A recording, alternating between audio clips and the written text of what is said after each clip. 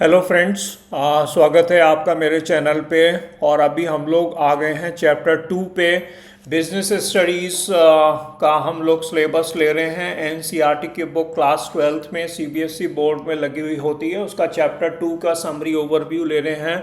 जल्दी से इसको हम ओवरव्यू समझने की कोशिश करेंगे, मगर जल्दी में भी आपको काफ़ी फ़ायदा मिलने वाला है। तो चलिए शुरू करते हैं।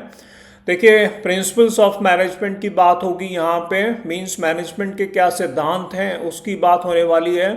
तो यहाँ पर पहले बताया मीनिंग क्या है। तो मीनिंग है प्रिंसिपल्स का कि ये ब्रॉड एंड जनरल गाइडलाइंस हैं। एक ये मोटा मोटा गाइडलाइंस हैं जो कि बढ़िया मैनेजमेंट करने में, मींस मैनेजरल डिसीजन मेकिंग में हेल्प करते हैं।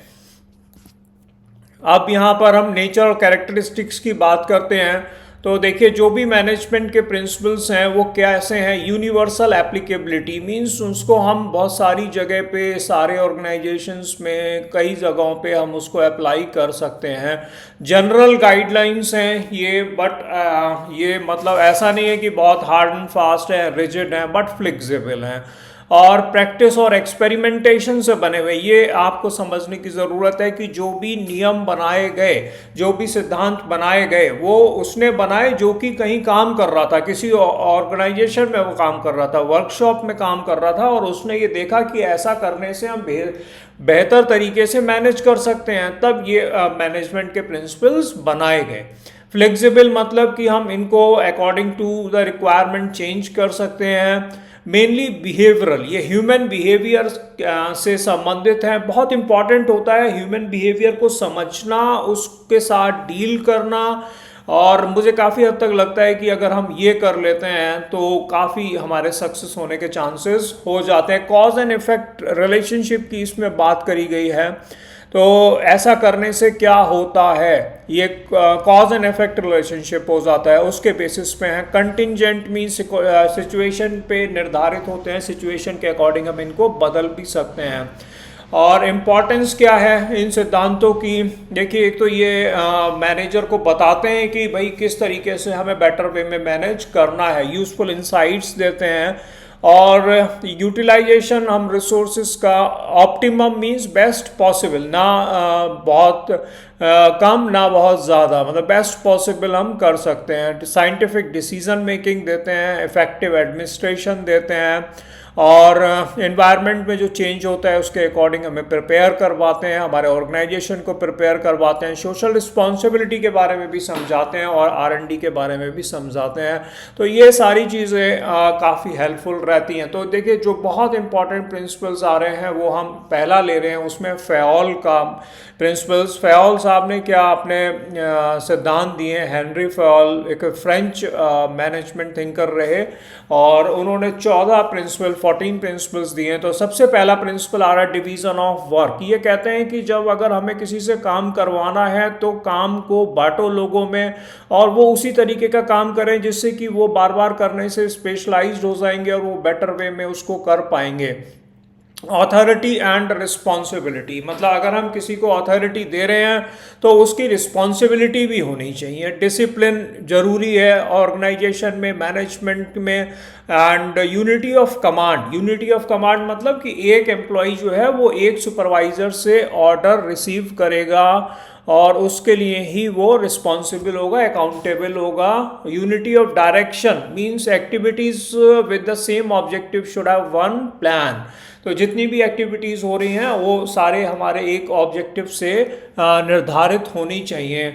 और बताया कि subordination of individual interest to general interest, जो काम करने वाले एम्प्लॉई हैं उनका इंटरेस्ट कम है, नीचा है in comparison to interest of the organisation. Organisation का इंटरेस्ट को सर्वोपरि बताया गया। रिम्यूनरेशन मीन्स आप पेमेंट और मैनेजमेंट सही से करें, उचित करें।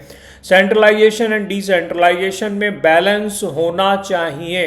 मीन्स की डिसीजन मेकिंग किसी एक व्यक्ति पे अगर निर्धारित है तो वो सेंट्रलाइजेशन, और सारे लोग भी डिसीजन मेकिंग ले सकते हैं, कर सकते हैं, तो वो decentralisation. Scalar chain means clear line of authority from top to bottom.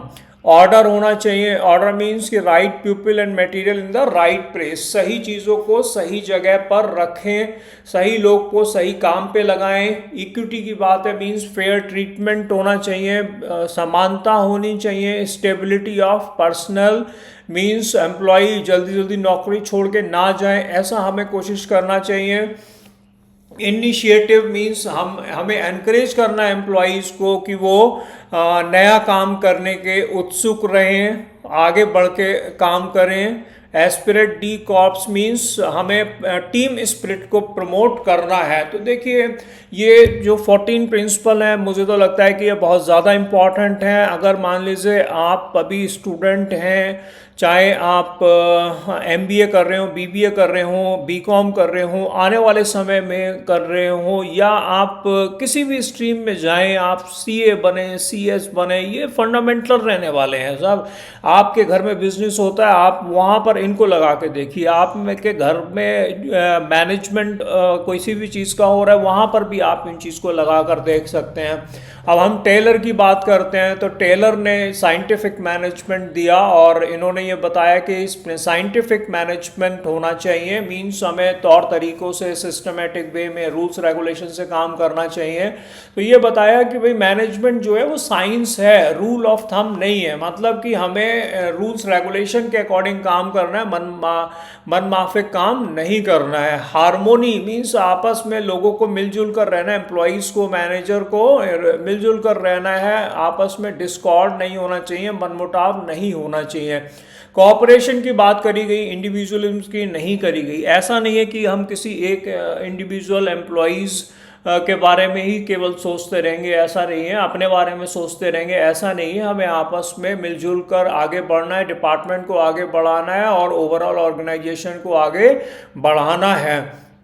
Development of each person to their greatest efficiency, जो एम्प्लॉय काम कर रहे हैं ऑर्गेनाइजेशन को ये ज़रूरी है कि वो उनके डेवलपमेंट के काम करें, उनका ट्रेनिंग एंड डेवलपमेंट के लिए काम करें, उनको बेहतर इंसान बनाए, बेहतर एम्प्लॉय बनाए।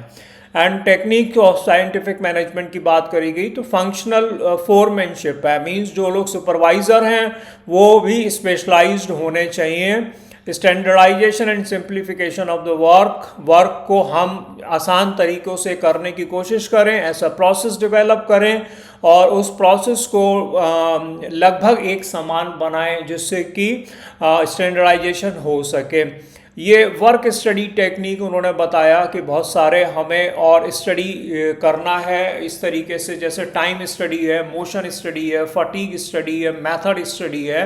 इसके बारे में भी डिटेल में जब डिटेल चैप्टर लेंगे तब हम समझ सकते हैं। तो जैसे हम ले मोशन स्टडी, तो मोशन स्टडी का मतलब ये है कि जैसे अगर हमारा कोई वर्कशॉप है तो हम ये देखना है कि हमारा वर्कर एक जगह से उठ के दूसरी जगह जा रहा है, तो क्या हम ऐसा कोई काम कर सकते हैं जिसको उसको बार बार उठ के ना जाना पड़े। अगर वो ऐसे बार बार उठ के नहीं जाएगा, उसका समय बचेगा, वो थकेगा नहीं, तो वो ज़्यादा प्रोडक्टिव हो सकेगा। इस तरीके की बातें यहाँ पर हम समझ रहे हैं वर्क स्टडी में।